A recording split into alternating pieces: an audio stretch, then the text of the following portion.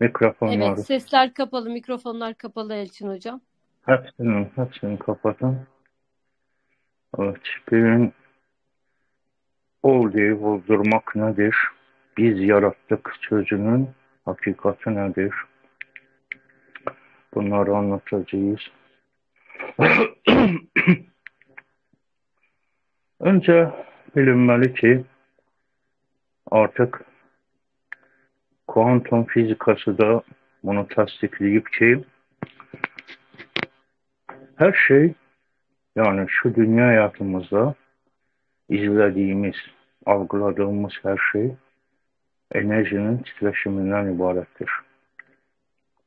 Beş duyuyla algıladığımız her şey, sesler, görüntüler, dokunduğumuz her şey enerjinin titreşiminden ibarettir. Her şeyin bir şifresi, esması, frekansı vardır. Evet, bunu artık ilim tasdik etmiştir. Burası en derin uyku boyutu olduğu için rüyadır. Yani rüyadır. Beynimizde izlediğimiz, yaşadığını sandığımız bir rüyadır. Her şey enerjinin titreşiminden ibarettir. Allah ismi verilen beynimiz bu rüyanı açığa çıkarmıştır. Her an tecelli ettirmektedir. O her an bir şemdedir deyilmiştir. Yani her an dayanmadan bu səhnələri bizə göstərməkdədir. Bu əsmaları bizə göstərməkdədir. Mutlaq bilinc olarak, izlemci olarak bu kendimizden açığa çıktığı için bu dünya hayatı, yaşadığımız şu dünya hayatı kendi beynimizden, şah damarımızdan daha yakın olan Allah ismi verilen beynimizden açığa çıktığı için biz her şeyi anda okumaktayız. İster uyanmış bilinci olsun, ister uyanmamış insanlar olsun, anda her şeyi okumaktadırlar. Anda okuyoruz bu ayetleri, yani bu esma şifrelerini, bu ilmi anda okumaktayız. Eşyaları, varlıkta çıkan her şeyi anda okumaktayız. Okumak ikra bu demektir. Ey gaflette olan, perdesini, ebasını örtülmüş, kalk oku. Yani bu hakikatları bil. Her şeyi açığa çıkaran Allah'tır. Allah isim verilen beynimizdir. Evet, bu bizden açığa çıktığı için, yani tüm insanlar mutlak bilincin bilinç yansımaları, yani ruhundan ruh verdiğim sözü buna işaretdir. Bilinç yansımaları olduğu için anda okuyoruz kendi ilmimizi, kendi ilmimizin ilmi suretlerini anda okumaktayız. Anda o şifreleri çözürüz ve her şeyi frekansına uygun olarak algılayırız. Güneşi, ayı, yıldızları, et bedenlerimizi, hayvanların et bedenlerini böyle anda algılıyoruz. Çünkü kendimizden kendimizedir her şey. Onun içinde burada ruhsal yasalar var. Neyi yayırsınsa enerji titreşim olarak her şey kendinden kendine dönüşmektedir. Kendi öz başına dönmektedir.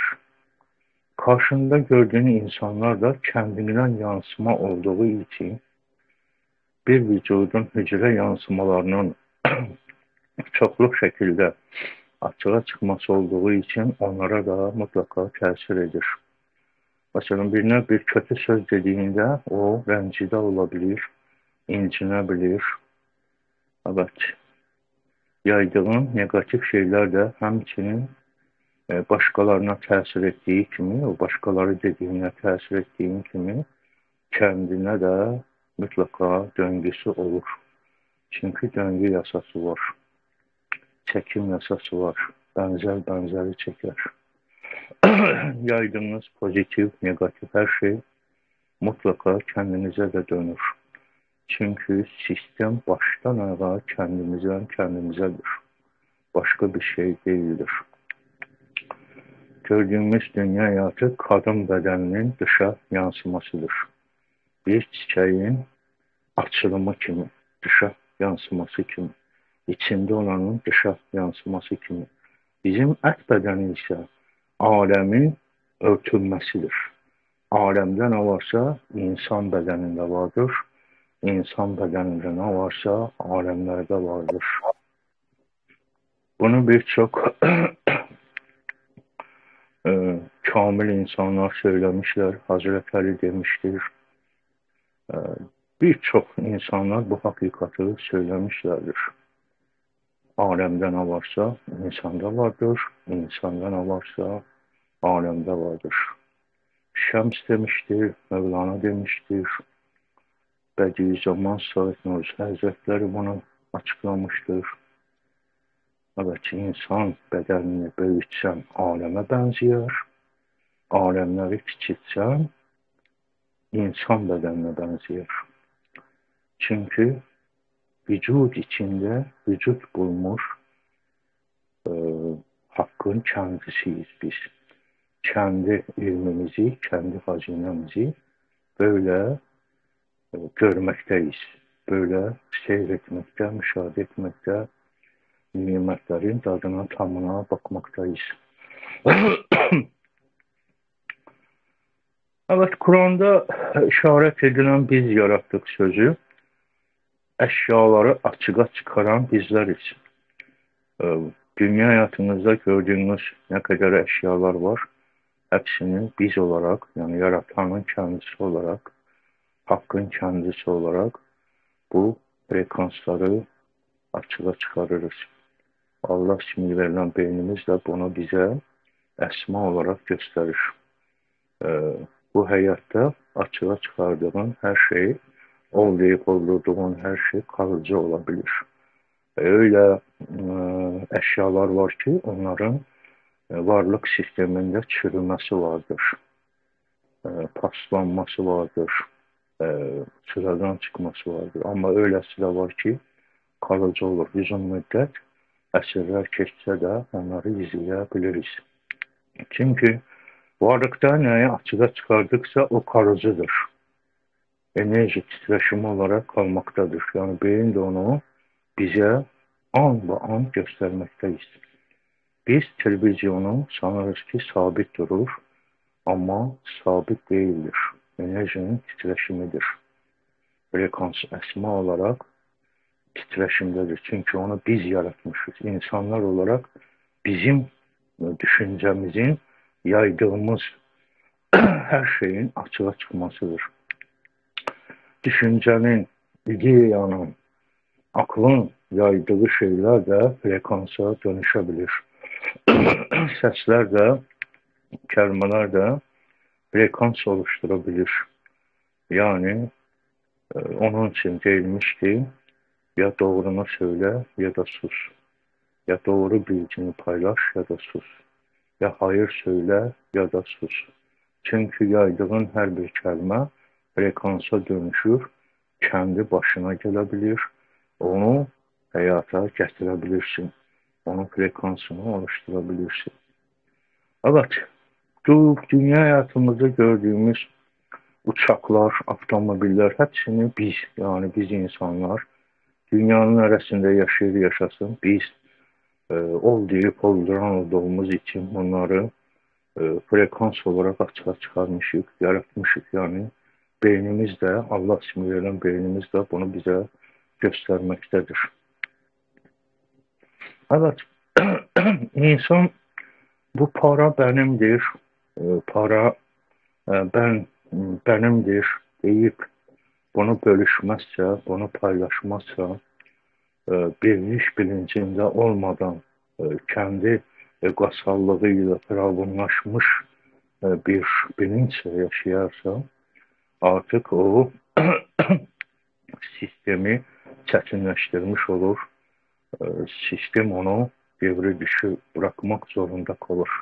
Onun yaptığı yanlış bir şey olduğu için mutlaka onun acılarını şu dünya hayatında yaşayır. Onun içinde bu paranı bize gösterenin Allah ismi verilen beyin olduğunu unutmamak gerekir. Yani bize bu suyu, bu ekmeği gösteren, frekans olarak, titreşim olarak gösteren Allah'tır. Yani mülkün sahibi, mülkü bize gösteren Allah'tır. Malikil mülk Allah'tır. Mülkün sahibi Allah'tır. Kur'an'da da deyildiği kimi suyu yerin dibine batırarsa, kuraklık yaratırımsa, var ederimse suyu size kim verebilir? Yani bunu düşünmemiz gerekir. Her şeyin, nimetin kadrini bilip onu bize gösterene teşekkür etmek gerekir, şükretmek gerekir. Çünkü bunlar hepsi enerjidir, titreşimdir, kalıcıdır. Burada görürsün, bu rüyada bunları madde şeklinde izleyirsin. Bu da bir tuzaktır. Maddenin maddeci olmak, maddeci zihniyle yaşamağın özü bir kablətdir. Kendi hakikatinden perdelenmiş olmaktır.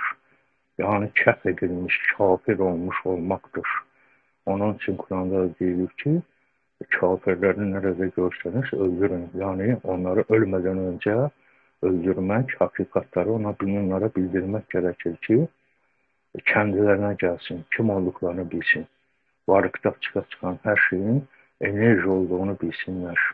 Onu da bize gösterenin zat beynimiz, yani Allah ismi verilen yaratan dediğimiz beynimiz olduğunu bilsinler.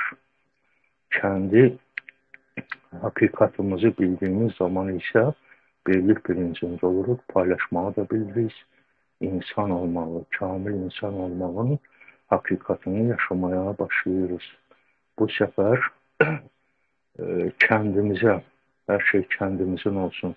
Bankalarda çoklu sayıda paramız, altınımız olsun düşüncesinden uzaklaşırız.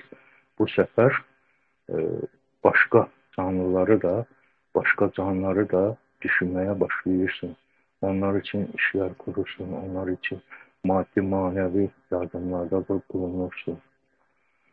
Evet, bunu bilmek o demek değil ki çalışmayacaksın, kazanmayacaksın, evin, araban olmayacak. Hayır, sadece bileceksin ki bunlar hepsi rüyadır. Bunların hepsini madde şeklinde tecelli ettiren Allah ismi verilen Allah'tır. Allah ismi verilen beynimizdir. Allah'tır. Evet, bunun hakikatini bilmekle çok haşat etmeyeceksin. Onda var, bende niye yoktur, ona vermiş, bana niye vermemiş. O negatif düşüncelerden, negatif niyetlerden uzaklaşmış olacaksın. Burasının bir fani yer, bir rüya olduğunu unutmadan yaşayacaksın. Yani ebedi bir hayat var. Ebedi hayat için çalışacaksın. 5. boyut verilen cennet hayatımız var. Allah ismi verilen beynimizin sağ beyin lobunun tecelli etmesi. Oraya uygun olan erkek bedeninin dışa yansımasıdır. Oranı da mutlaka yaşayacağız. 18 bin alem var. Onların hepsini bir bir kendi ilimimizin ilmi suretlerine tanık olacağız. Hepsini böyle rüya olarak, sanal gerçeklik olarak yaşayacağız. Daha yüksek titreşimde olan nimetlere tanık olacağız. Hayat yaşamına tanık olacağız. Müşahede edeceğiz. Burayla bitmir her şey. Bu hakikatları bilmeyenler olsa da her şey buradadır, her şey cennettir, cehennem de buradadır diyenler olsa da bu bir hakikattır. Bizden önce bunları anlatmış, Muhammed'i bilinçli olan insanlar anlatmışlar. Tüm uyanmış kamil insanlar, İsa da, Musa da hepsi anlatmışlar bunları. Evet, biz olarak e, o beynin, Allah ismi verilen beynin mutlak bilinci olarak biz böyle çoklu şekilde olsak da bu eşyaları açığa çıkarmaktayız. Evet, çünkü zihin öyle burada olan madde şeklinde algılanan her şeyi sabit zannettirmektedir. Bu da bir tuzaktır. O da insanın maddeciliği aparıp çıkarır. Ateistliği aparıp çıkarır. Ateist düşünceye, ateist bilinci aparıp çıkarır. Böyle de yaşamak azaptır, sıkıntıdır. Kendi hakikatinden perdelenmiş olmak demektir. Evet, gördüğümüz her şey varlık sistemine uygun olarak kalıcılığı vardır. Öyle kaç asırlar geçse de öyle eşyalara tanık oluruz. Buna antikvar eşyalar deriz. Geçmiş asırlardan arkeoloji kazıntılarla açığa çıkan birçok eşyalar olabilir. Çünkü onların frekansı bəzilərinə bakanda, bəzi eşyalara bakanda daha kalıcıdır. Yani onu da bize beyin gösterir. Bu da bir tuzaktır ki buranı, bu rüyanı hakikat sanırsın. Yani deyirsin bak tuvalete gelirim, yiyerim, yemek bedenime gelir. Hepsi enerji, hepsi. Yani enerji olan hiçbir şeyde itmir. Kendi kaynağına. Yani yeri tabanından açığa çıkan datasına dönmüş olur. O döndükçe de her bir hayatta açığa çıkmış kaç sayıda alem var. Hepsinde kendi izini bırakmaktadır. Yani kendini orada şekillendirmektedir. Var etmektedir. Negatif şeyler cehennem denilen yerde şekillenir. Pozitif şeyler de 5. boyut cennet dediğimiz yerde şekillenmeye başlıyor. Yani burada yaydıkların pozitif şeyleri orada karşılıyorsun, karşına çıkır. Negatif şeyler de karşına çıkır. Yani itmir, hiçbir şey itmir. Enerjinin titreşimi olduğu için, nur olduğu için, frekans esma olduğu için asla itmir. Yok olmur. Karma yasası yani eski bilgilerde anlatılan insanın çiğninde 2 meleğin sağda solda yazması bu yaddaşta yani insanın ruhunun levh-i mahfuzunda kaydedilmesidir. Buna da karma diyoruz. Bu yazılan her şey hıfz olunur. Hıfz olunur. Bir kameraya çekilen video kimi kaydedilir, arşivde saklanılır. Ona uygun da hayatlar yaşıyorsun. Hangi hayata geçirsin geç, orada mutlaka yaptıkların karşına çıkır. Evet, farkında olup tövbe edirsinsə, tövbe demek dönüştürmek demektir. O yaptığın frekansı dönüştürürsün. Hatta sevaba, pozitive de çevirebilirsin. Tam farkındalığınla yapırsınsa bir daha yapmama üzere.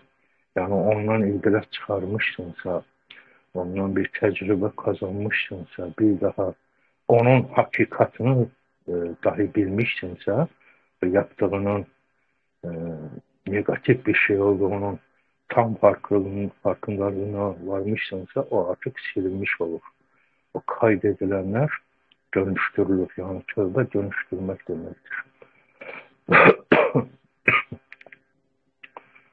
Ama gün ərzində bilərək ya bilməyərək ağzımızdan çıkan ettiğimiz düşünceler olur ki negatif yönünde olabilir, içerikli olabilir. Onun için her defa ona farkına vardığın zaman onu dönüştürmüş olursun. Hətta dilinlə də söyləyə bilərsin ki, Allahım, bu yaptığımın farkında oldum, onu silməni istəyirəm, onu tövbə edirəm. Tövbə etmək bu deməkdir. Yəni ki, rica edirəm, onu siləsin. O, bilməyərək konuşduğum sözü yaddaşdan silməni rica edirəm. Yani buna çünkü bize şah damarımıza yakın olduğu için o sistem beyin bizi bilmektedir, eşitmektedir. Yani sen konuşursun, beynin eşidir mi? Beynin onun kimi bizim zat beynimiz de eşitmektedir. Çünkü biz o beynin içinde yaşamaktayız, görmekteyiz her şeyi. Rüyanın, bu dünya hayatını Allah ismiyle beyinde izlemekteyiz. Gece bizim rüya görmemiz kimi. Beynimizde rüyanı izlememiz kimi şu dünya hayatında bir rüya olarak yaşamaktayız. Evet, bu hakikatları uyanan insanlar bilir hayatın rüya olduğunu, insanın hakiki kimliğinin kim olduğunu yalnız uyanan insanlar bilir. Uyanmayan bilinçler bilmezler. Onun için de bu hakikatlar söylenen bu hakikatlar onlara ağır gelir. Kafaları karışar. Hatta karşı çıkarlar. Bizi şirkte günahlandırarlar. Onun için biz böyle şeylere hazırız. Kendi tecrübelerimizde de görmüşüz. Evet, eninde sonunda tüm bilinç yansımalarımız, yani insanlar nerede yaşayır yaşasın, eninde sonunda hepsi uyanacaklar, kendilerine gelecekler, kendi hakikatlerine, kendi öz kimliklerine kavuşacaklar. Mutlak olacaktır çünkü hepsi bir olan mutlak bilincin, Rab denilen mutlak bilincin ruhunu, yani özelliklerini taşımaktadırlar. Hepsi uyanacaklar, kendilerine gelecekler. Evet canlar, yaratmanı bildik, neyi yaratırız anda bedenimiz enerji titreşimi olduğu için hareket ettiririz, elimize kalk diyoruz, kalkır. Yani kumandanı veren biziz, içinde olmadan, bu bedenin içinde olmadan, bu dünya hayatının içinde olmadan bunu hareket ettiririz. Bu veçimizin, yani ruhumuzun beyninden açığa çıkan bu yansımanı, bu bedeni anda hareket ettiririz. Anda. Çünkü buna çok inanmışız ki bedenin içindeyiz. Çünkü alt bilinçte o inam haline gelmiştir. 30 yıl yaşamışsın, 20 yıl yaşamışsın. Öyle inanmışsın ki bedensin, et kemik bedensin. Bunu anda var edirsin. Onu da Allah ismi verilen beynimiz bize gösterir rüyada. Bu enerji titreşimini, bu bedeni bize gösterir. Evet, dodaklarımızın terpenmeyi sözü konuşmamızdır. Konuşan beden değil, bedenin içinde olan bir şey değil.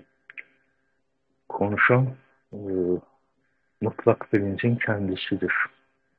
Mutlak bilincin Rabbin kendisidir. Çünkü Rab zamanın içinde olmaz, mekanın içinde olmaz, bedenin içinde olmaz, dünyanın içinde olmaz. Hiçbir şeyle sınırlı değildir.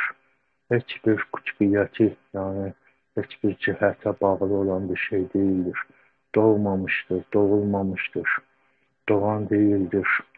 Şeriki yoktur, ne annesi var, ne babası var, ne çocuğu var, yoktur. Yani öyle bir maddeye, dünyada gördüğümüz hiçbir şeye benzeyen değildir. Fakat dünyada gördüğümüz her şey onun ilminin ilmi yansımalarıdır. 70 bin perdeden geçerek açığa çıkmasıdır. Yani en alt titreşimde olan, Kur'an'da buna esvar-ı safilin deyil, aşağıların en aşağısı. Yani en alt titreşimde olan bu dünya hayatıdır. Burada açığa çıkmıştır. Güneş, ay, yıldızlar, dağlar, taşlar, ormanlar, denizler böyle bir bedenin içinde olanların dışa yansımasıdır. Sol beyin lobunun titreşimidir, açığa çıkmasıdır, yansımasıdır. Tecelli değilmiş buna Kur'an'da. Tecelli etmesi. Evet, bu hakikatleri bilmekle artık yaydığınız, yaratacağınız şeylerin farkında olursunuz. Çalışırsınız ki hayatınıza güzel şeyler olsun. Hayatınıza güzel şeyler girsin. Güzel şeylerle karşılaşarsınız. Onun için de içerliğe dikkat edeceksiniz. Hep pozitif, içerikli, savap içerikli şeyler yayacaksınız ki hayatınız güzelleşsin. Etrafınız güzelleşsin. Ailenizde huzur olsun. Sağlık olsun. Bedeniniz şifalansın. Şifalı olasınız. Hastalanmayasınız. Ağır hastalıklar yaşamayasınız. Çevreniz de değişsin. Güzel insanlarla çevrelenmiş olasınız. Bu hakikatleri bilmekle kendi hayatınızı değiştireceksiniz. Kendi özel hayatınızı da değiştirmiş olacaksınız. Evet. Her şey sizin elinizdedir, sizden asılıdır. Neyi yayacaksınızsa Allah sinir verilen beyin de onu sana esma terkibi olarak gösterecektir. İçerliğine uygun olarak değerlendirilip karşına çıkacaktır. Çünkü her şey enerjinin titreşiminden ibarettir. Yani frekansların karşına çıkmasıdır. Okuyursun, anda okuyursun. İzlemci olarak ama bu gözlerle sınırlı bir şekilde bunları anda okuyursun. Evet, hele yüksek titreşimde olan hayat var. Cennet dediğimiz hayat anda burada zaman algısı var, sebepler sistemi var ama orada öyle şeyler yoktur. Anda istediğini karşında bulacaksın. Kalbinden geçirdiğin şeyi karşında bulabileceksin. Anda göreceksin, okuyacaksın. Bir nimet isteyeceksin. Mesela bir elma diyek. Bir elma yüreğini çekecek. O elma anda stolun, sandalyenin üstünde olacak. Yani masanın üstünde olacak.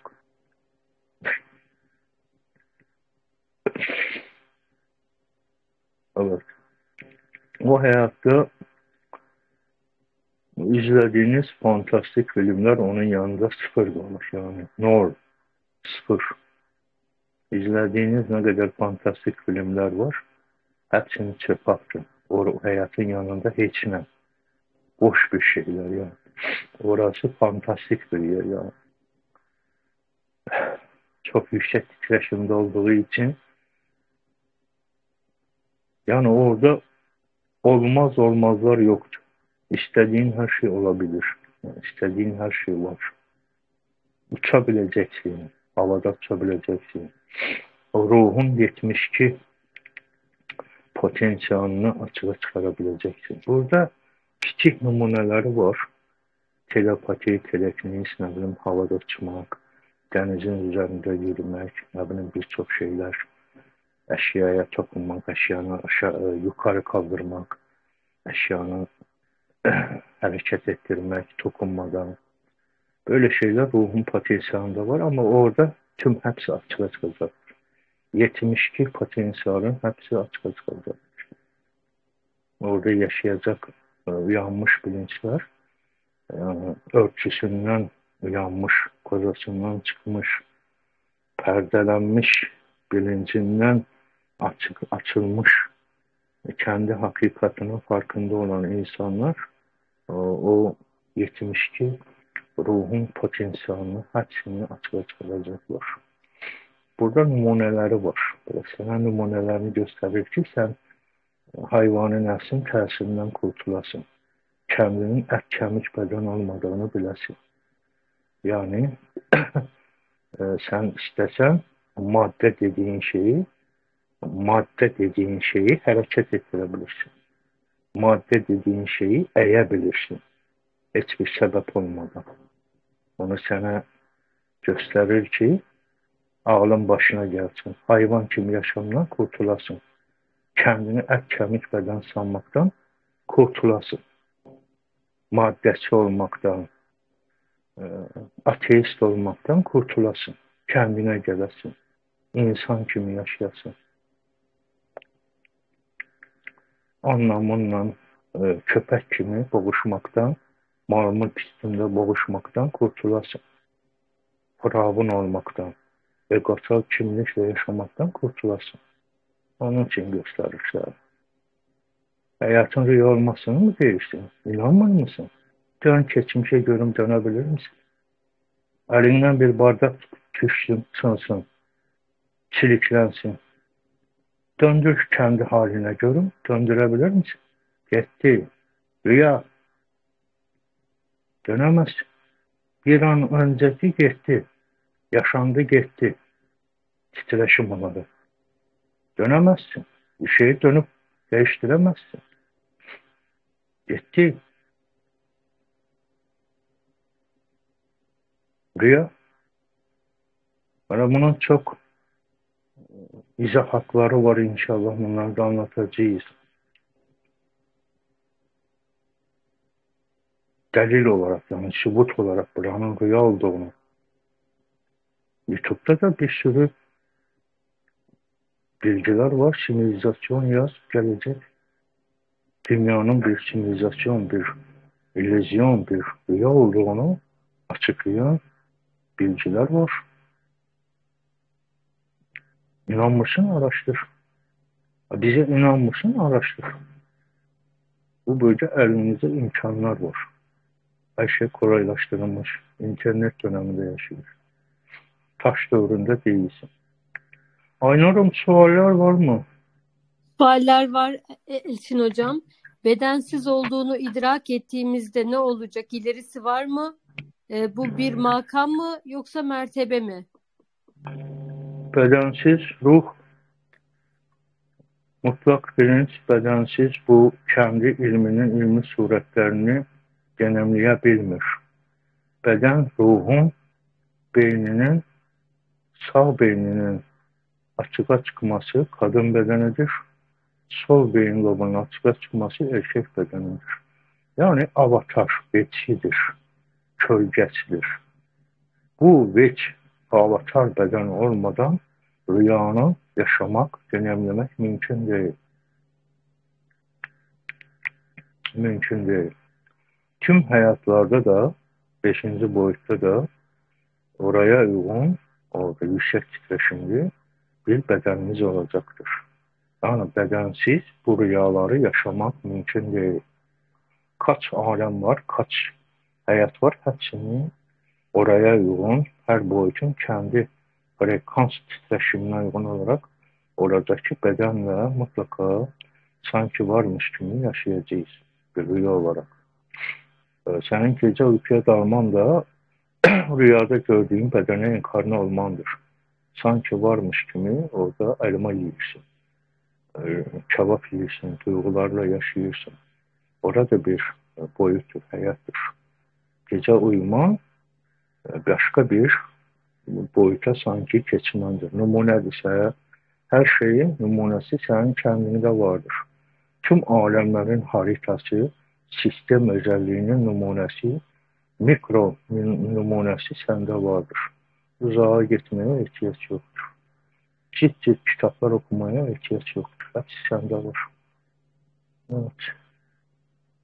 Bedensiz varlık yoktur. Bedensiz ruh, bedensiz yaşayabilmez bu rüyaları. Bedenle yaşıyor. Çünkü ruhun kendisi maddeye karışan bir şey değil. Maddenin içinde olan bir şey değil. Ne içindedir ne çölünde. Senin gece uyuyarken başını yastığa koymuşsun ama sanki o hayatın içindesin, dünyanın içindesin kimi, yaşaman kimi. İçinde değilsin yani. İçinde olmadan ruhsal bağlantı kurup yaşıyorsun.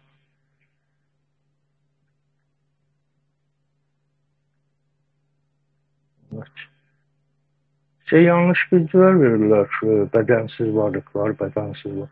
Ne bedensiz varlık ya? Bedensiz hiçbir varlık yoktur. Evet.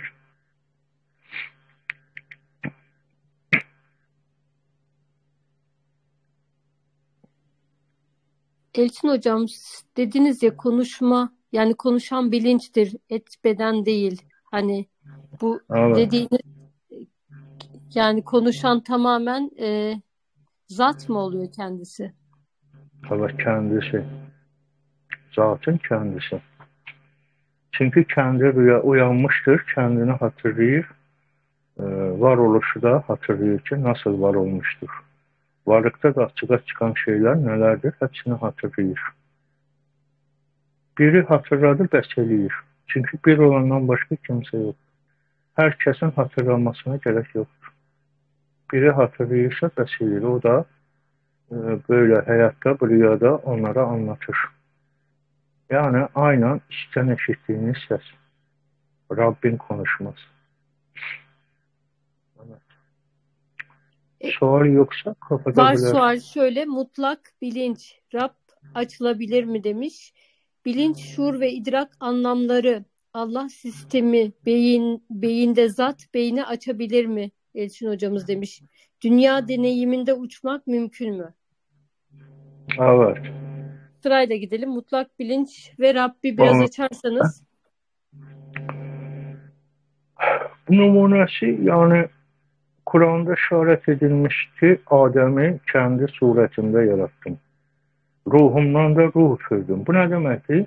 Yani senin bu bedenin, bu sandığın, aklın, beynin hepsi o orijinalda olanın, yani zatın en az titreşiminde görsənməsidir. 70 bin pərdəni keçib öyle açığa çıkmasıdır. Yani sende ne varsa zatındakidir. Zatındakinin kölgesidir, yetişidir. Beyin varsa beyin, zatındaki beyin, akıl, zatın aklı. Yani aynı, kilit yoktur. Sen zihinsel algıyla olduğun zaman, yani buranı gerçek bir hayat sanıp, kendine kemik bir hayat sağladığın zaman bunlardan örtülmüş olursun, örtülü olursun. Uyandığın zaman artık anlıyorsun ki kimsin, bu dünya hayatı nedir, neden buradasın, nasıl olmuş gelmiş çıkmıştın buraya. Bunların hepsini hatırlıyorsun. Evet. Bilinç, idrak, görmek, nefes alıp nefes vermek hepsi mutlak bilincindir. Bu et beden, bu kölge kukla konuşmur, görmür, işitmir, nefes alıp vermir. O nefes alıp veren bir olandır, mutlak bilinç. Tüm insanlarda da böyledir. Bu kukla rabite kesildi mi burayla, ruhsal rabite? Bu ceset olur, apar bastır, toprağa ver geçsin. Bu bağırsaklar, bu e, organlar konuşmur. Konuşan bir şey değil. Et, et. Et konuşmaz. Anlayın artık, et konuşmaz. Hayvanların da ruhu öyledir. Onlar Çin'de olmadan beden hareket ediyor. Çünkü bir olanın ruhunu taşımaktadır. Onun ruhunda her bir ruhun 7 makamı vardır. Maden, bitkisel, hayvansal, insan ve astral bedenlerin 7 yansıması vardır. Bedenin de 7 yansıması vardır. Astral beden değişir, erotik beden değişir, ne değişir? Bak o öyle 7 yansıması vardır. Ruhun 7 bedeni açığa çıkarma, et beden şeklinde açığa çıkarma potansiyeli vardır. Enkarnasyon sistemine uygun olarak her 309 yıldan bir bu Təkamülü keçir bu dünya həyatında yaşayırız. Bunlar hepsi hakikattir. Kur'an'da da vardır. İşaret edin. Çünkü Kur'an baştan ayağa kamil insanın, uyanmış insanın bilgileridir. Fakat örtülü verilmiştir. Şüpheli şekilde verilmiştir. Bazı bilgiler, bazıları açıktır. Ne haramdır, ne helaldir, ne etmelisin, ne almaz. Bazıları da örtülü verilmiştir. Ama hepsi insanın yolculuğunu, sistemi anlatır. Hepsi. O Nəbilərin, peyğəmbərlərin başına gələnlər masal değildir. Geçmişte yaşanan şeyler değil. Bunlar hepsi insanlığın yolculuğunu anlatır. Evet. Elçin hocam, bir de şu soru var. Gönül nedir? Bilinçle alakası nedir? Nedir? Çık.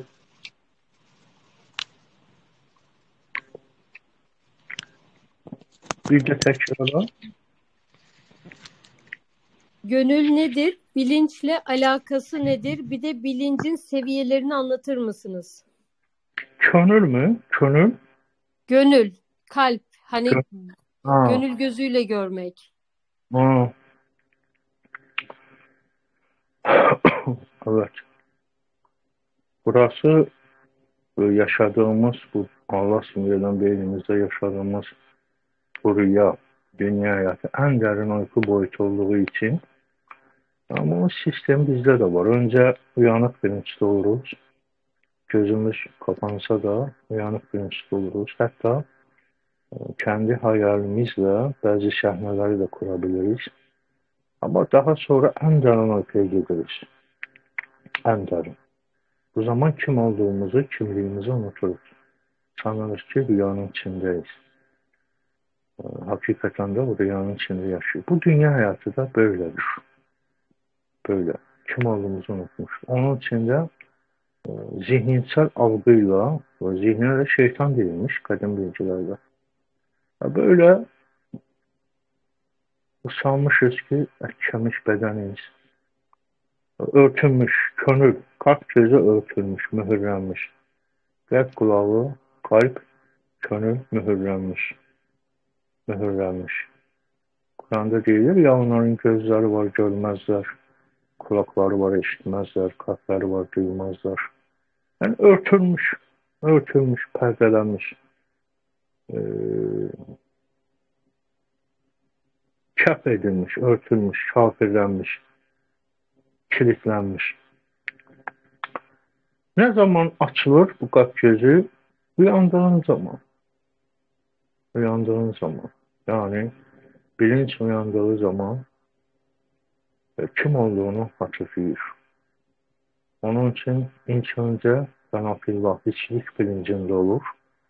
Bilincin birinci mertebası, Ali, İsa makamı. Yani kendi kimliğini hatırlıyor. Kalp gözüyle sanki görmüş olur. Bana bilgisi gelir. Deyir, mən oyum. Ben özüm. Ben hakkım. Aracı Mansur deyir ya, mən hakkım. Mənəl haqq. Nəsimi deyir. Cüneyt Bağdadi deyir. Evet. Daha sonra yaşadığı şu hayatın ne olduğunu anlıyor. Önce simülizasyon deyir, başlıyor. Bilgiler paylaşırlar. İllüzyon, simülizasyon, daha sonra rüya olduğunu hakikatine varırlar. Ve kabillah var, cem makamı var, safiye makamı var. En üstü Muhammed'i bilin, safiye. Ondan üstü yoktur.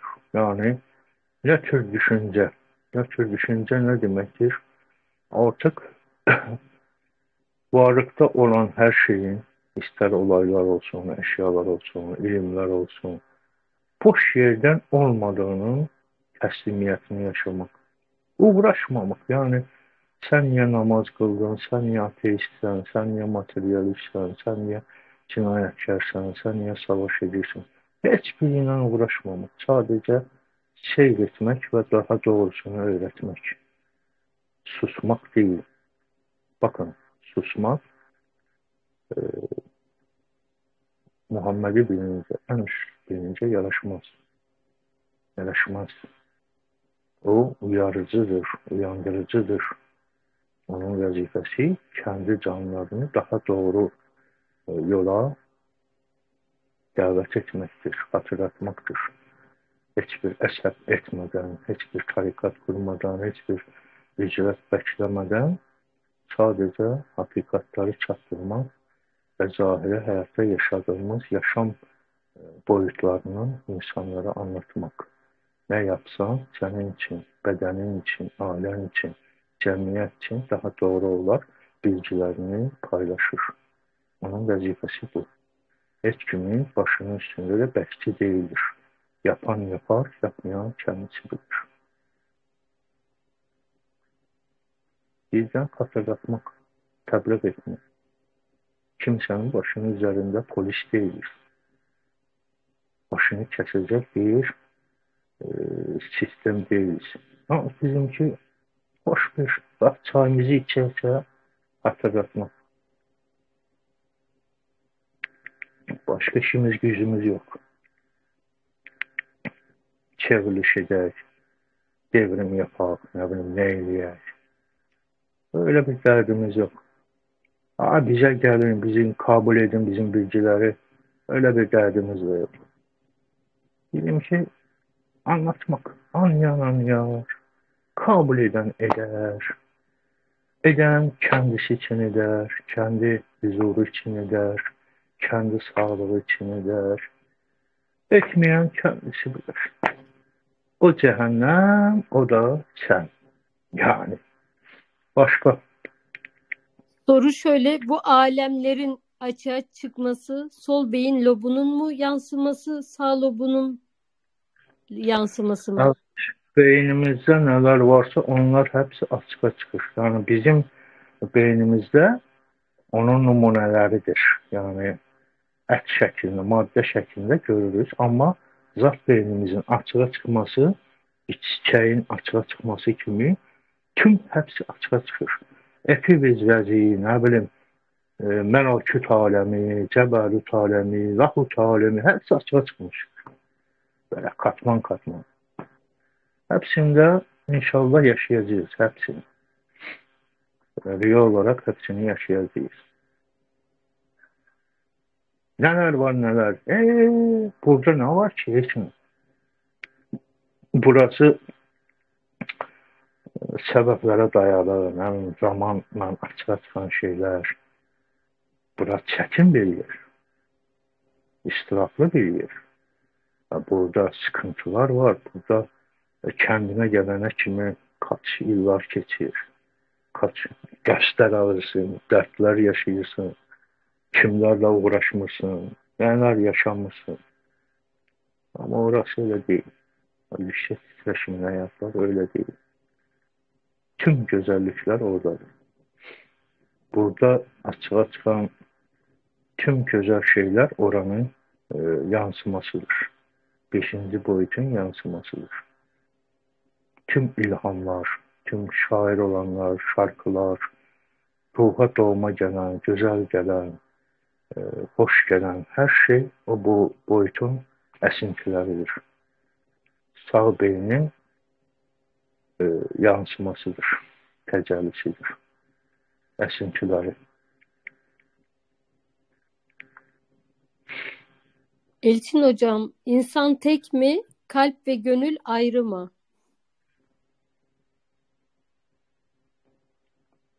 Gönül, kalp demek ruhun bilgisi demek. Bilgi demek, üst bilinç demek. Bilinç uyandı, yani insan uyandığı zaman, hakikatlere uyandığı zaman bilgi gelmeye başlıyor, açılmaya başlıyor. Kur'an'ın inmesi değildir ya, vahyin inmesi, ilham olma, Bunlar hepsi hatırlamaktır. Hatırlıyorsun. Kendi ilminde olanları hatırlıyorsun. Könül gözü, kalp gözü o demektir. Başka bir şey değil. Yani bu göz değil, bu göz değil. Kalp gözü. Bu et parçası değil, o kalp. O ruhun yani kalbi, bilgisi. Et değil, bu etten olanlar değil.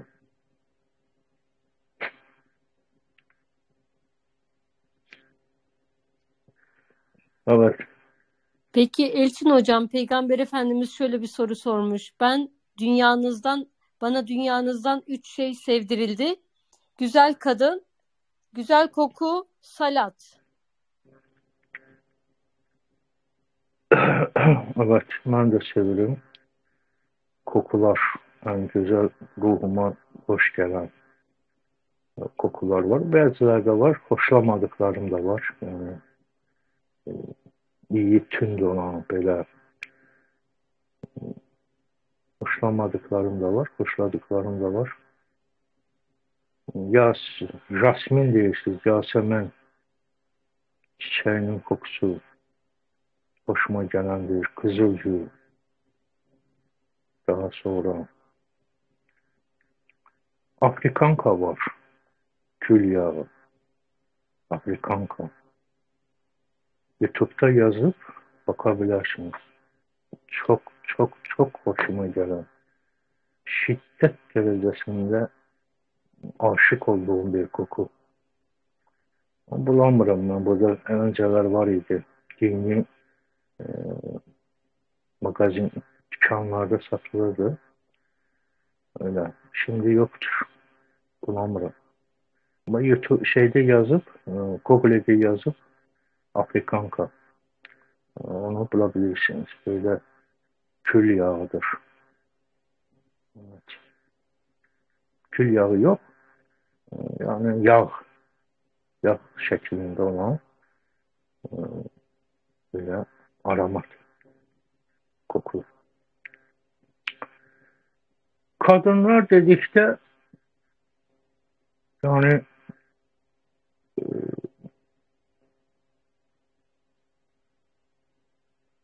bu insan et bedenini açığa çıkaran sebep olarak burada böyle görselen kadındır. Kadın olmasa ne erkek ne kadın bedeni açığa çıkmaz. Sebep olarak. Ya bu sebepten değilmiş. Bir de her bir erkeğin fiziksel olarak isteği var. Kadınla e, kovuşması var. Rahmanla Rahim'in kovuşması. Bir olması.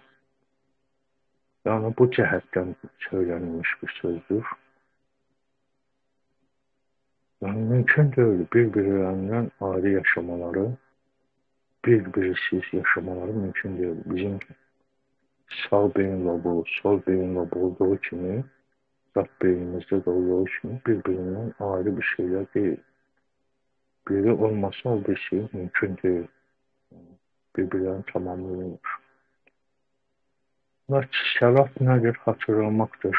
Önce e, dine herhangi bir inançta yaşıyorsun, tekamül yolculuğunda.